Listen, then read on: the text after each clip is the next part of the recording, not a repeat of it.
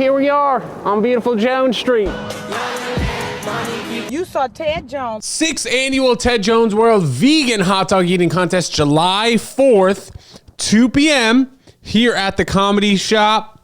It's going to be great. 10 minutes, all you can eat vegan hot dogs. As of right now, as we're recording, we have 7 slots left to enter. I imagine by the time you guys are listening to this, though, it's probably dwindled down to 2 or 3. Dan Geneen, superstar comedian, legendary content creator. Good to see you. My first friend in stand-up comedy. What's up, buddy? That's true. How are you, dude? And you haven't lost any of your optimism.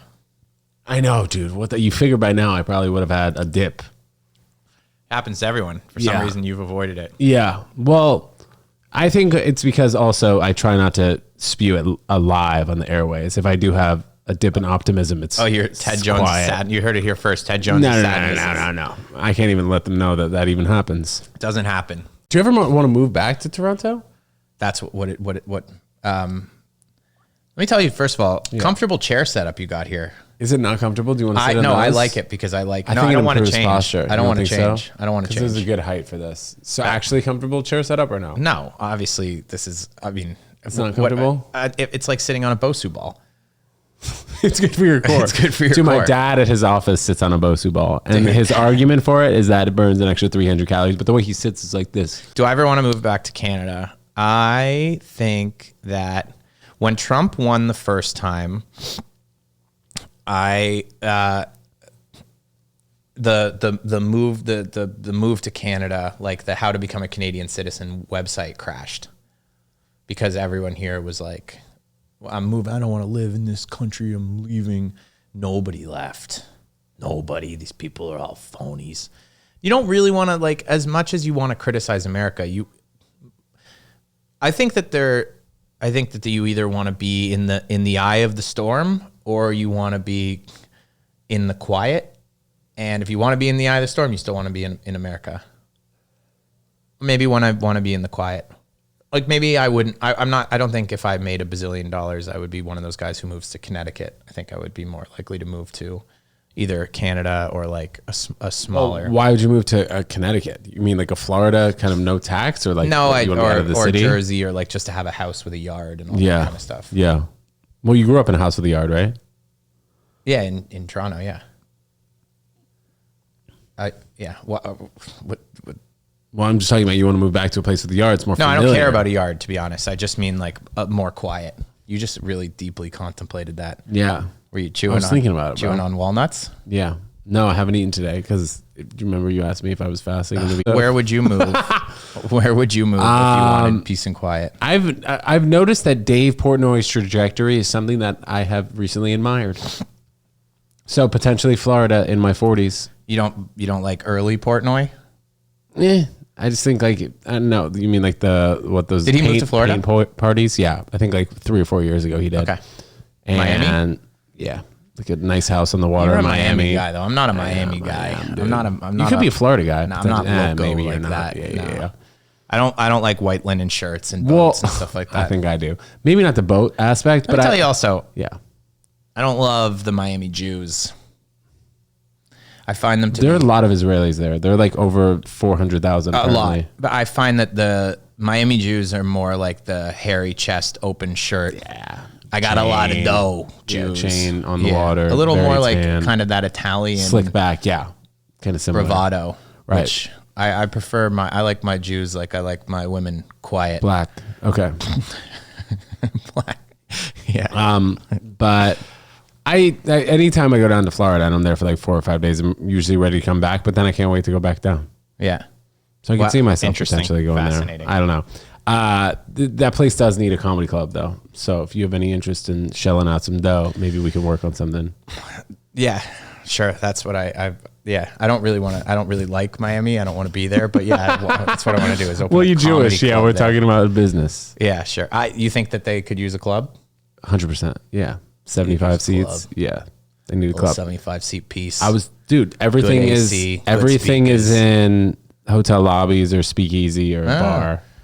Where's the improv's right by the airport. Yeah, and it's 400 seats.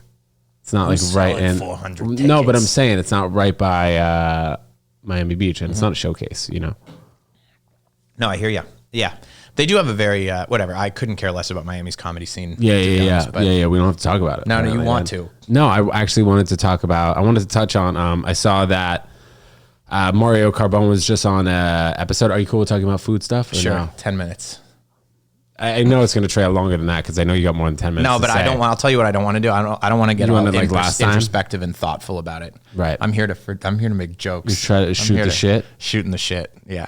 How am I doing? What's the best? Shit before? Good. What's the best restaurant you've ever been to? That was some introspective. Well, I know that on the last one we talked about how my position on fine dining is a little bit controversial because I really believe in fine dining. I think that it's an art form that people don't give credit to because for a good reason, and that is that it's exorbitantly expensive, but I've just made videos about it for many years. So I have been behind the scenes and seen that although they charge stupid amounts of money, that means that most people will never get to experience it, that there is actual art there.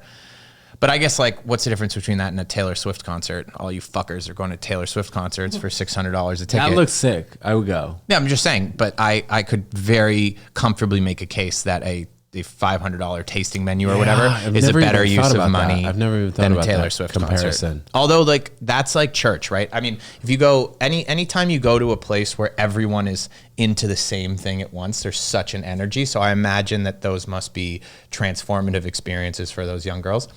I don't think it's transforming them into anything good, right? I don't think it's a helpful experience. I think that it's a little bit like a Harry Potter thing, like loving Harry Potter to me. It's an important thing, but I mean, it's not important. It's just like, it's cool that there are books that young kids want to read, but I don't necessarily like the themes of Harry Potter. I think that it instills poor values in children. It makes children think that Dumbledore's coming for them in a good way. Like, whatever happens, you still have that scar on your head. You're going to be fine because someone's coming to save you. Do you think that's what the plot of Harry Potter kind of was? I think that every kid wants to be an orphan so that a big magical thing can come and tell them that their problems are just because their magic hasn't been activated yet and they're secretly, for some reason, the strongest wizard in the land. So we got here from what your favorite restaurant was, but we can keep. We don't have to. No, we don't have to. We can keep going. But my favorite, anyway. So the point is, I think that the same thing goes for Taylor Swift. I think it's beautiful, and these people are having emotional experiences. Let me ask you this: I don't.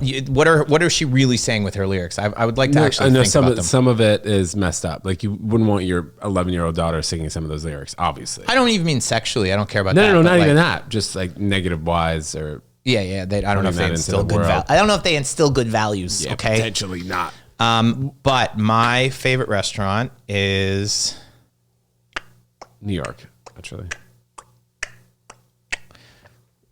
I really think that at Cote they make the most fun meal, which you can't eat. Korean barbecue, because it's all meat, and then you just go home smelling like Korean barbecue.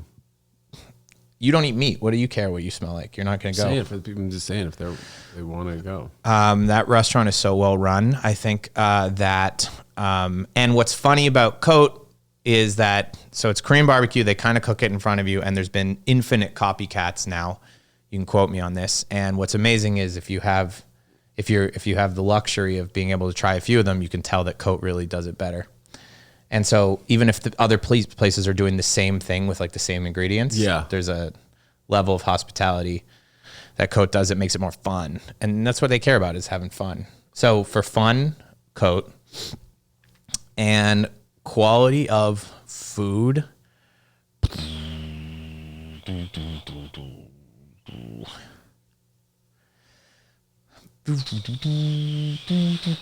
I don't know. That Italian place, Massara, which you could eat at, they've got many vegan things there. It's pretty good right now. Don't you think that while I interrupt you, don't you think that every restaurant should have a solid vegan option, even now? No, I don't. I think that people should. I think that artists should make the art that they want to make, and business is an important part of that. And I think constraints do lead to interesting things. But let me ask you this. If you're an artist, shouldn't you be able to adapt? But if there is, like, it's working, right? Like, the system works. If there are enough people going to restaurants asking for vegan dishes, then they're going to have vegan dishes on the menu. Most restaurants do. I'm just saying I don't think they should, because they owe it to anyone. I think that they are business people, and it's a demand question. Don't you think that there's a big enough demand now that every restaurant would have a vegan option? Here's what I'll say. If I owned a restaurant, I would be very conscious of it. Unfortunately, and this is a topic that I don't really want to get into because it's boring, but I do feel like there's an unfortunate reality that often the vegan dish on the menu, depending on what your idea of health is often the least healthy because they're using shitty products. It's often fried. It's a lot of oils and stuff like that. Yeah, I would potentially agree with that. So it's hard to eat healthy vegan.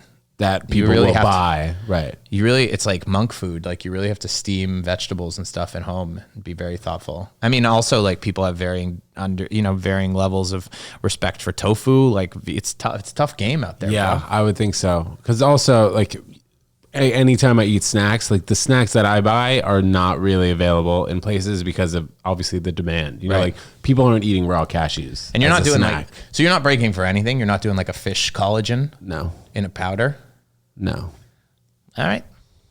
No. Okay, so my favorite restaurant in New York, I think Cote is great. If anything ever good happens, I'm like, I'd like to go to Cote. And then what's opening that is sick? We talked about this last time, but the problem is that restaurants, typically most restaurants are only good for about 3 or 4 months. And would you say that that's just the staff and people giving a shit? It's because the people that really care are there for long enough for them to establish themselves and get the reviews.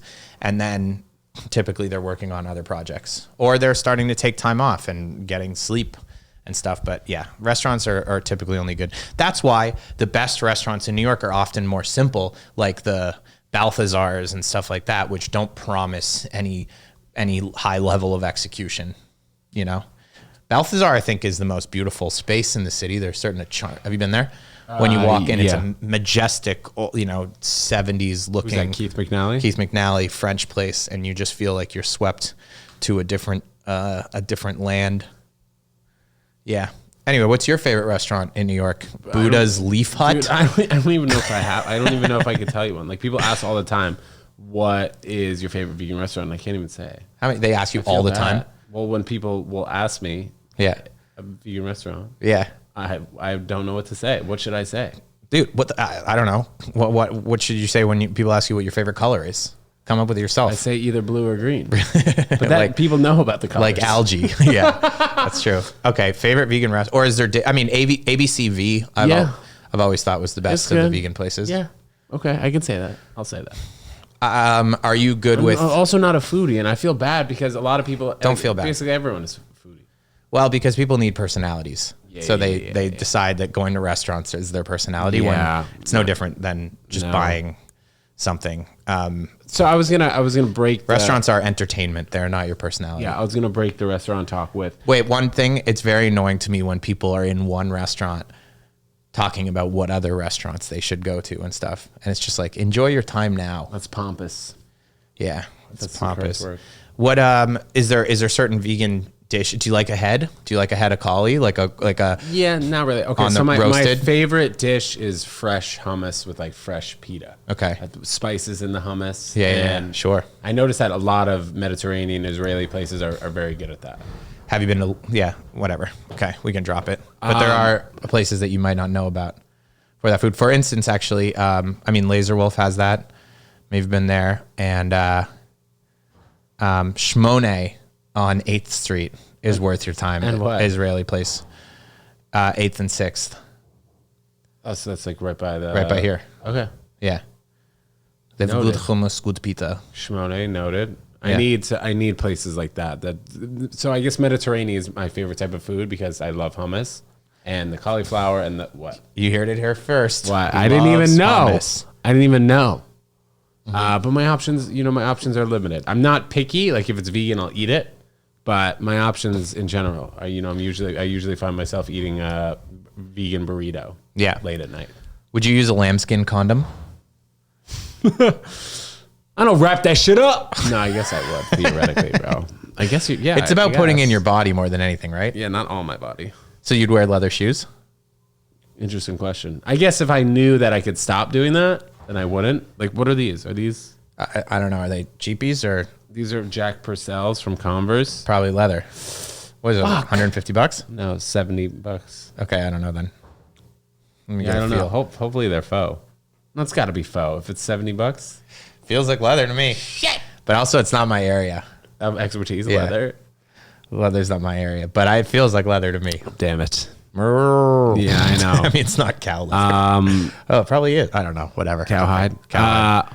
Okay, so switch topics. Do you think that Thanks. if you talked about orphans and Harry Potter initially? Yeah, sure. Do you think that this is a I don't know if I've ever really talked about this Well, on thank the pod, God. but this Thank God. Because but this is it. the Dude, people are Dan, I'm excited trying to about get to the point. Then get to it. Let's hear it. This is, I think, an outlandish idea that maybe I'm asking you. If people start their life at like a very hard place, like an orphan, do you think they have to work less hard to get to an extraordinarily successful place as an adult? Obviously, your initial hurdles are bigger, but do you think that the universe No, would bless you more so because you started off? Two-part in a tough question. place? No, is there something Is it about living a very difficult early life that allows you to like it's tough, right? Because you notice all of the people in business and everything. They were like, oh, that person was an orphan. But having said that, there's a bajillion orphans who don't have it easy and end up, even brilliant people probably, who end up in horrible places in life. And that's unfortunate. I think that, yeah, I mean, it certainly instills a level of ruthlessness. Like there is one thing that you see among successful people really at their core is that they don't trust anyone. Because I think trust helps a lot of successful people, but I think trust can maybe bring you down sometimes. And that they are desperate to prove something. I don't necessarily think it leads to a content existence, but they are desperate to, like, one thing I've heard from a lot of very successful people is that they were around rich kids growing up and they were made fun of for not having anything. What's up, buddy? What's up, Jones? Ted Jones. And they were made fun of, and then they have this never-ending desire to be more successful than the people that made fun of them. Spiritual, I don't really believe in the universe like balancing things out. I think that everyone's situation is different. So I don't think like people who get the short end of the stick are just awaiting great gifts. Do you? Do you believe in that? I've thought about that recently, in terms of, like you said, like if you talk to an extraordinarily successful business owner, they'll talk about their tough childhood. You'll see people who are spoiled or people who end up self-harming at the end of their life. They had all this, that. They had too many things at their fingertips. I think that there's got to be some yin and yang, but The most at the important same thing is time, you I have hear to what learn you're to work saying. for shit. You have to learn to work for shit because Yeah. you can't. That's tough to learn later in life. Dude. Yeah, Work ethic is tough to learn. definitely. Especially, and you need. I mean, I always talk about this in the food world, but like the best chefs, majority of the best chefs started as dishwashers. Yeah. Because a lot of these kids come into cooking and they think I'm going to be big. I'm going to be on the Food Network. They last 3 months in the kitchen. The people that really make it in the kitchen are the people that can't earn money elsewhere. Like they're porters, they're dishwashing in the kitchen because they have no choice, and then they want to earn more money, so they bust their ass. They start cutting onions, and then they bust their ass, and then they start plating salads, and they bust their ass, and eventually they're leading kitchens. So work ethic is important. Why did you start doing stand-up? Why do you want to do stand-up? Just to prove a point to you, just to make. Well, you're proving quite a point, pal. Why did I start doing stand-up? To be Yeah. honest, because I was extremely afraid of it. I always thought that I had something comedic inside me that I thought I should share. And stand-up was the scariest one. I tried all the other things. I tried improv a little bit, tried a little bit of sketch, and I tried, I like learned how to make music. Like I did everything performative, but stand-up was the one that I always thought I felt closest to, and it was the one that I was most afraid of. I actually took like a few comedy classes and like would show up to the first class and then bail. and then not go to the second class where like you had to present some ideas and then like send some ridiculous excuse about how like someone had died or something to try to get the money back. I was so scared. I was so scared of even going in, like telling other people my ideas. I did that at an open mic with like Remy Casimir, I think like 10 years ago. She's like, yeah, come do this. You know her? Yeah. She's like, come do an open mic. And then I made some excuse and she's like, oh, you getting cold feet? I was like, no. You were though. I was fucking terrified. Dude. I mean, even in the first year, every time I would go to an open mic, I would find any excuse not to go. Yeah, I used to get drunk a lot, like in the first I got year-ish. fucked. The first time I ever went up, I went after work and I took 5 shots at the bar next door and I was cooked. Yeah. Yeah. But it's like it doesn't get easier. It slowly gets easier. Yeah. No, I think it does get a little bit easier. But it's not like the second time is easy. Right. But also, I was going to ask, like before certain shows, do you find yourself Of getting more course, nervous? the more the thing matters, the more nervous you get. I think so too. Yeah, if it matters or there's people in the audience that you think are funny and you want to like your performance. If you're going up in a room and it's a crowd where you're not being evaluated in any way and you just are there to make them laugh, I'm not nervous. Yeah, I agree on that exact same way. But of course, but that's why I did it, because I was horrified. A lot of the decisions I've made in my life, I still ice bath and stuff because people like think I'm tough. I hate it. I'm bad. I mean, it doesn't get easier, but I still like try to do those things. I mean, like I've done some intense psychedelic stuff because I'm so afraid of that shit too. Like I am not afraid of skydiving at all for some reason. I trust that the mechanisms will work. Jumping out of the plane is not something that I'm scared of. Yeah. And so I haven't gone. I would love to go, but it's just like I'm not forcing myself to go because like it wouldn't be an interesting accomplishment to me. How do you feel about heights? Fine. I mean, depends on a bad day. I'll look down and be freaked out, but I don't care that much. I think that's most people. Yeah. What are you afraid of anything still? You don't strike me as someone that has a lot of fear. Or bro, I think like I've grown into made a switch where I was just like, all right, fuck it. I can't be sitting here staring at an Excel spreadsheet for 3 hours waiting for somebody to tell me to do something.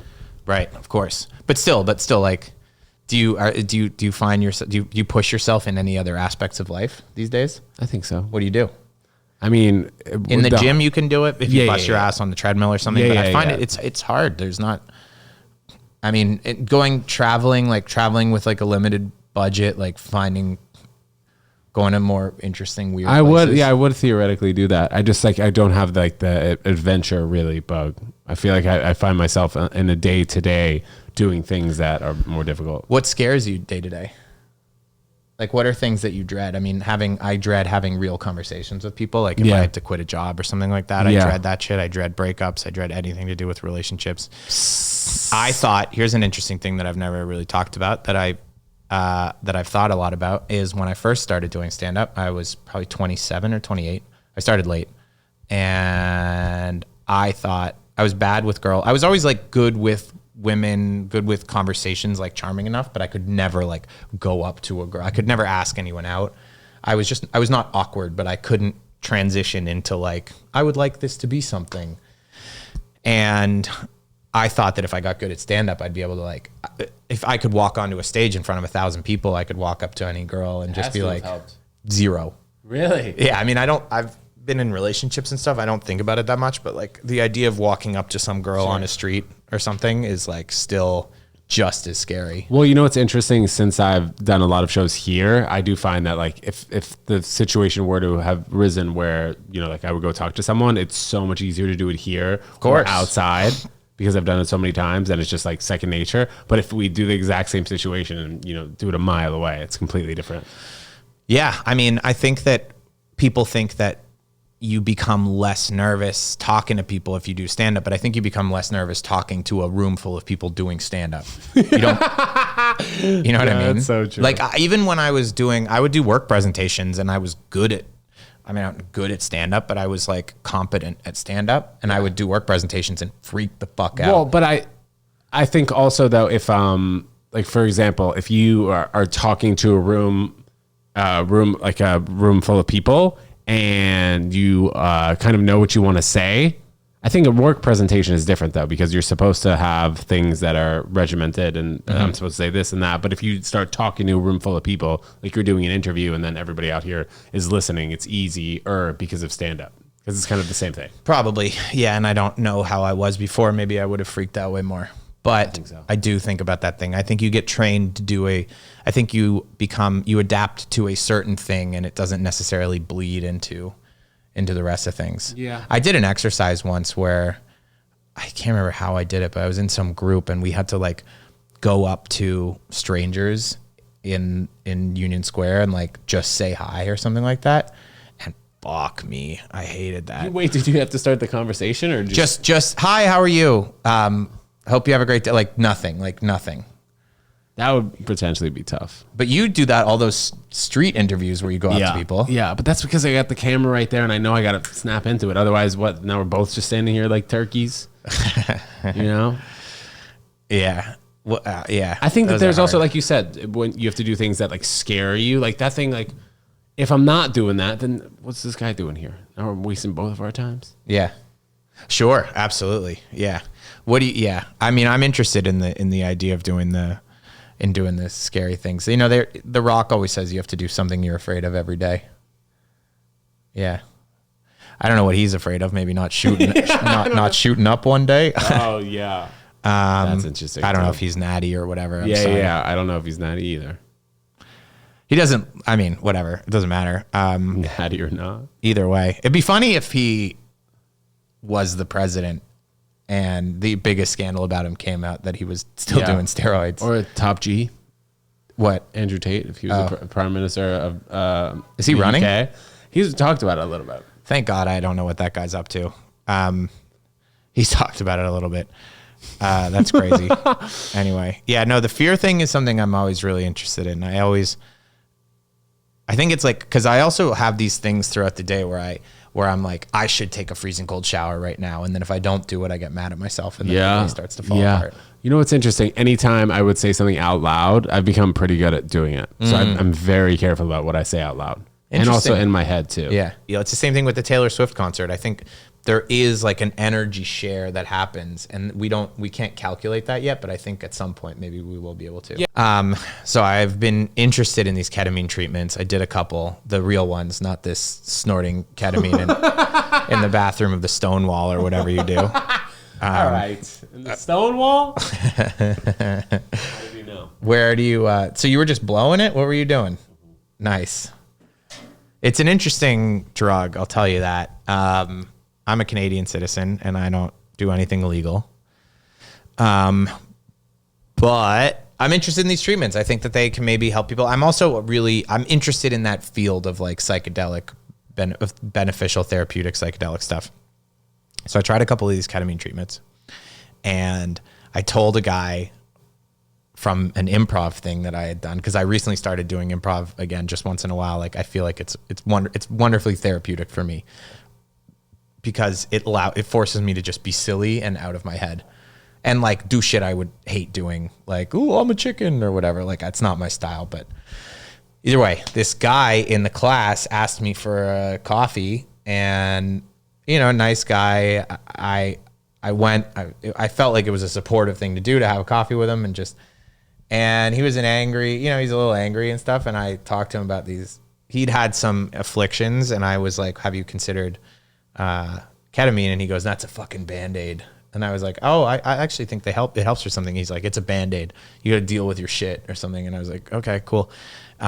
Nice guy. And then we were doing improv in our class show and we were playing a couple construction workers who were lazy. And I tried to say that we were lazy. I said something dumb. I was like, "We've been lazy ever since the eclipse." And this guy in the middle of the show in front of a bunch of people just goes, "No, you've been lazy since you started doing those ketamine treatments." And I was like, "I told you that in confidence." Oh, that is so funny. Yeah. Really funny, right? That's great. He brought it back. He fucking nailed me with something that I told him in private. Yeah. That's funny. Yeah. I've heard that. Have you ever heard that? I've heard a bunch of improv stories where like supposedly there was one improv team like in 2015 or something that was really doing well, and then a couple of the members were moving to LA, and they had their like one of their last shows, and in the scene someone was like, yeah, well, what do you care, you're moving to LA, and they like broke down into a full, yeah, well, you guys are sitting here lazy, none of you are gonna figure any shit out, like LA is where you go if you actually care about this business. And and it just like fizzled out into a real That's crazy fight. Improv is so interesting because you do have to, rely on other people, which and your own emotion. Right. Well, when I did improv a lot before I started doing stand up. Yeah. I mean, I was about to try out for the Lloyd team at UCB. So I went through 101, 201, 301, 401. And at the time, that's what I thought I wanted to do. But it's just, I mean, you are relying on other people, So it's tough if you need to wait Dumbledore's till Thursday not to practice. Yeah. It is tough. Stand up is much easier for me because I'm not super organized. So it's like, I don't like to figure out how to get a bunch of people. And the thing is like, I'm not super organized, but compared to actors, I'm like a drill sergeant, because the people who are just full-time actors, they're a mess. The only thing they show up on time for is auditions. Other than that, you can't wrangle them. Anyway, so yeah, dating's weird. How's your stand-up comedy been? Good. I mean, I think over the last like 6 to 8 months, I've been here as you guys are watching this place a lot. I've been getting on stage a lot, and I think I feel more. Sometimes there's an audience. I definitely feel way more confident on stage than I have for sure. And that's, what would you say the penis size equivalent of your confidence then to now is? Like 6 to 8 months ago? Yeah. I'd say 6 to 8 months ago is probably 5.5, 6. Dude, that's a reasonable size. No, but now I'm at like 8.5, bro. I got a fucking fat wang. Wow, you're dicking these crowds down. Well, I think I'm very confident, and I think confidence isn't everything. Yeah, no, that's what I mean. Yeah. But you believe. Yeah. He is starting to believe. Yeah. But it's been great, man. Stand-up comedy's good. How about for you? Confidence is not, probably 8 months ago I was at a 4.5 incher, and now maybe a 6.125. That's good size. Something. Yeah. I maybe feel bad for saying 8.5. Dude, maybe 8.5 is wild. Because even like 7, you're fucking people are pumped about, I feel like. Yeah, but 8 is like a little bit more than average. Hey. Bigger than average, Wouldn't What's know. up? Yeah. But I don't know. I feel good about it. I feel like the more, what's funny is I feel like I'm sort of up and down, and I feel like the more up and down I am, the more interesting things I come up with to talk about.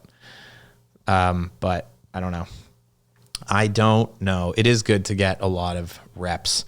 Anyway, yeah. But you've done shows in front of a lot of people before. Yeah. How do you feel after those shows? Ton.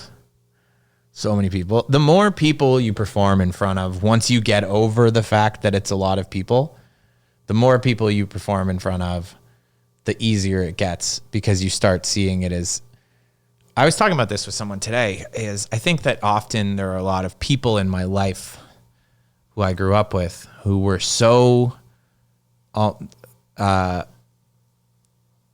mean or so something, and I found that it's easier once you reduce them to they're just like a cartoon character. It's not as difficult to deal with, right? You're like, that person's not a person; they're just like a villain. It's kind of the same with a big crowd. You don't see them as people. That's why it's like trippy when the front row is kind of illuminated and you look down and it's not just a sea. You look like at one guy. Because the thing about stand-up is only really 30 or 40% of people are laughing, like out loud. And so you look at the wrong person and you're just like, is anyone laughing in this giant room? But yeah, performing for a lot of people is not more nerve-wracking once you get over the initial couple of them. It's actually much easier, because it's much harder in a room of 1,000 people or 500 people or whatever. It's much less common that you have a bad crowd, because there's just, the sample size is much bigger. So most crowds are pretty good. It's never like, if you have 10 people down here, this is how I love this stuff. Like, you can have 10 foreigners in one room, Trump's wet dream. And Okay. And if you have 10 people in one room that don't speak English, then like you're really fucked. You can hear a pin drop. Yeah. You can hear a pin drop. But I think or your that's tiny right. 4.5-inch low confidence If it was 2024.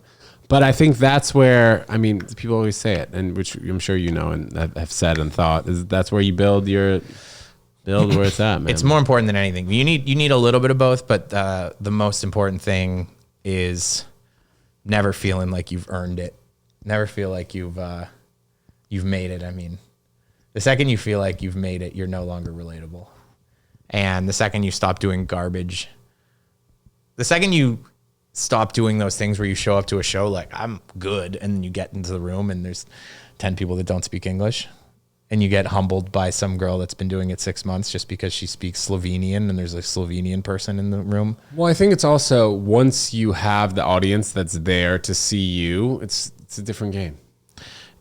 Don't I know it? Well, because you don't have the 10-person shows with the Norwegian people that don't speak English. Norwegian. Yeah. It is funny. I'll tell you this. I've often thought about this. If I was like a German or something visiting New York, hunting Jews, I would I would go to a bunch of comedy shows because I think that it's a fun way. I feel like it's a fun way to learn the language, but it's not good for the performer. Yeah. It's all about the audience. Sometimes you don't know too for a while, especially if no one tells you and you go into the room. That's the funniest, when no one's like, hey, it's not great in there, and you go up like fourth on the show and it's just like nobody speaks English, and you're just like, is this? And they're like, hi, Oslo. And you're like, oh. Anyway, but yes, all good. I don't know. Yeah, man, all good. Have you ever gone skydiving? No, maybe I would, but maybe I wouldn't. I don't know. You're sort of like putting your existence in the hands of the greater power. I got to. Yeah. Because if you're putting your life in the hands of the greater power, you got to put your existence in it too. I don't think we need helicopters though. Who's really needed a helicopter? Like ambulance stuff, sure. Like, oh, you need to medvac them out of the mountains or whatever. But I don't think anyone's like, most helicopter rides I feel like are for pleasure. You ever been on a helicopter? I've been on one. Maybe one, yeah. In Barbados or something, on some whale thing. Not whale. It was like part of a Club Med. And that was for pleasure, right? Someone's pleasure. Yeah. It's amazing. It's a very cool experience. I'm glad I did it once, but like it's not pleasurable. The helicopters are so loud. They're so loud. I mean, I'm a nauseous guy, and they make me a little nauseous. So it's tough. It's not, anyway, whatever. The point is that's not how I would want to, I don't think, go down, but I'm pretty good at not thinking about those things. Once you've signed up for it, it's okay. Scuba diving, not for me. I've run scuba diving. Yeah. I mean, you have scuba instructor energy. Really? Yeah. Just because I feel like the scuba instructor. Water. Yeah, but no, the scuba instructor energy is like the guy who, like, the whole family's in a bad mood, and you're just not going to accept their bad mood. You're like, guys, we're going we're going to see fish, okay? Yeah. I don't care that you guys are fighting. Maybe if I wasn't scuba diving, I mean, if I see a fish in the water, I'm getting spooked for sure. I don't need that thing. One fish? My leg. Yeah, if it rubs up on my leg. One fish, you're getting spooked? Yeah. That's not a good. Then you wouldn't be a good scuba diver. Yeah. Well, I didn't say I would. Imagine you've been scuba diving. Yeah. There must have been one fish. There were a lot of fish, but they were like far down there. You know, it wasn't like went right by me. I was just here. Oh, okay. You were just observing. You didn't feel like you were in there. Like, right. Okay. Yeah. Interesting. Yeah. Yeah. My ears are not good. My ears pop or don't pop properly. That's my good excuse. That's my excuse. That's for why I don't excuse. Exactly. Yeah. For scuba. That's what I was thinking. It's the fear. They don't clear well. It's one thing that I haven't really been able to do is clear my ears. Yeah. But I don't know. I am interested in finding more things like martial arts. I intend to do more. I went to a Muay Thai class. I've never told anyone this either. I went to a Muay Thai class once and got kicked and like held the pads, and somebody kicked the pads. It was my first time at the class, and the pads hit me in the face, and I think it almost broke my nose. And I like played it cool for the class, but it spooked me on going to Muay Thai. A tough guy would have been like, I'm going to reclaim Muay Thai and go again tomorrow. I didn't. Well, you still can. I still can. I might go to Muay Thai. But, you know, jujitsu I've done a little bit of, and I used to dread going to... I actually started jujitsu at the same time that I started comedy. And the only thing I dreaded less than jujitsu was comedy. Or sorry, more. So I would go to jujitsu and be like, I hope jujitsu doesn't end because I have to go to this open mic that I'm dreading. You know what I'm saying? Any more questions for me? I'm really on fire right now. It's probably because I had a matcha cookie. Well, I think it's interesting, you know, talking about stand-up comedy, especially since you and I seem to have started in a similar time, or we're at least getting our bones at a similar time. And those people always have on their, not always, but people would have on their bucket list. If you lose not bucket list, I guess, but if you lose the fantasy football, you got to do stand-up comedy, or you want to try stand-up comedy one time. Mm-hmm. And it's such a thing that doing it for so long, you don't really think about it anymore, but seemingly it's a terrifying thing to do. Oh, it's horrifying. What do you think of those fantasy football kids that have to come do it? That was always, people probably don't know this, but one of the greatest things that can happen to you at an open mic is if there's 20 people there seeing their friend do the open mic because he lost fantasy football. Because it means the open mic turns into a real show. Yeah. And you don't have to perform for just your idiot comedy friends. Yeah. That shit's always funny. I was always very grateful of that. Yeah. I hope that everyone, that should be the lost prize. It happened here. Yeah. For all fantasy football leagues. It happened here like 2 weeks ago. Everybody was upstairs. All those kids, they were taking like 4 shots. The guy, before he went on stage, took like 4 shots, had a fat notebook, was just reading it out. How'd he do? I didn't see a set, but apparently, whatever. It's fine. I'm sure it was fantastic. Yeah. Yeah. I mean, they're not going to be great, of course, but they mean well. And I always want to hate that group of kids, but they're nice. They're all fine. Yeah. They're having a couple beers on Saturday at 4 p.m. You know, they've got a party later. They're going to like one of their friends in Murray Hill. Yeah. Isn't it funny though how comedy... I miss that. I want to just go play beer pong in Murray Hill. But it's funny how comedy really is the anchor in... Bro, are you kidding me? How comedy is the anchor in our Friday and Saturday night. Of course. No beer pong in Murray Hill. Well, I'm too old for beer pong in Murray Hill. Flip cup. But I want to just live that life again. Drinking and stuff is not really for me, but it's just so much more fun. Fuck. I mean, you go out Friday night, you get wasted, then you go to brunch at 12 the next day. I'm not a brunch guy. Drinking. I stay insular. I go to the gym with my core group of boys. Yeah. And then we talk about the last night, who did what. You were wasted. Oh, dude, yeah. Yeah. John was fucked. He was. You got that girl's number, though. Yeah. Yeah. She's not going to call him back. I don't think it was real. Yeah. She's not going to call him back. And then Saturday, you do it all again. Yeah. That night. That's fun. But Sunday, you're... Yeah. But at the same time, like a good stand-up set feels really good. And it lasts. Yeah, but have you ever hit the last cup in beer pong? Have you ever come down from 3 cups to 5 cups to 1 or something like that? Come back, I mean, that's a life. Yeah, some girls like, I didn't know you were so good at beer pong. I wish you could do both. Stand up and beer pong? Mm-hmm. Hey, that's an adventure. Post Malone does it, but he doesn't do stand up. And he doesn't drink. He doesn't drink? No. Yes, he does. No, he doesn't. Or maybe he stopped. But he stopped Post Malone 2 years ago. Yeah, he's like the Bud Light face guy. Yeah. And maybe he started again with the Bud Light ads. But I think you could do both. Like, there's no reason we couldn't have a stand up. We couldn't do some shows and then have a party and play beer pong. First time when I was first starting stand up, I had a bunch of after a show. I brought a bunch of comedians over to my apartment and we played beer pong.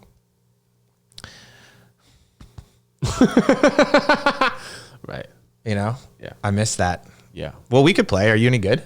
Yeah, bro. I'm an athlete. The fuck?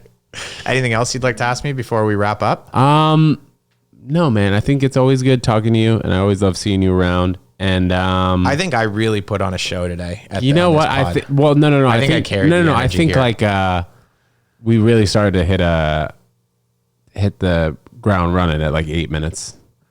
Oh, really? Why don't you cut out the first 7 then? Don't bore the people. Well, maybe we have to put the intro in. We got that part that we got. Oh, don't intro for too long. Yeah, I know. But we got to do that one outside and then down the stairs. We got to leave that in. And then nobody cares if they sign. Nice. Whatever. You were so honored. Maybe, yeah. We'll see. Okay, great. Well, you're about to ask me something. Nope, I'm done. I got nothing else. What do you got coming up? Please let us know. This will be out next Thursday. I know you always have exciting things, so please, Dan Geneen, let us know. Well, I just started an OnlyFans. What? No, I'm With just kidding. comedy on it? No, I have nothing that I need the people to come to. I am going to remain insular for another 6 months, and then I'll be back here to promote something. That's it? That's it, baby. I do a lot of origami on YouTube. Follow it's Folding Pages Jew 331 on YouTube. Jew folding pages. Folding pages Jew. Dan, thank you so much, buddy. Guys, thanks so much for tuning into the Ted Jones World Podcast. We'll see you guys next week. Goodbye. Peace. Excellent.